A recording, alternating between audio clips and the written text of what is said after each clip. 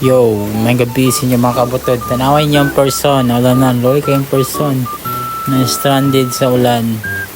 Yeah. Safety na to ang protein diya para goods kayo. Balag mga basa na tanang magamit diya. Basta yun lang ng itlog yung mabugok.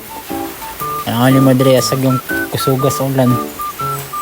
Hindi na siya tanawin sa video pero kusog-kusog na siya ng ulan.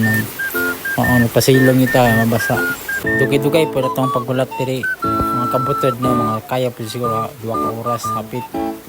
Yan diri nga banda. Ito lang isipin na ito ang protein diya. Diba na pinaka-importante sa ito. Kaya wala taga-rice. Kanya alas 12 na sa gabi pero naagya punta diri no. Nag-exercise kaya punta. Nasa nagka-plano ng exercise. Wala kaya reason nga natay panahon. Kung i-priority yun na ito ang usa ka butang, ganyo na ito nagpanahon. Gano'n ito importansya. Para magyapon na sa ito ang pag-exercise, tindot ka na sa itong lawas.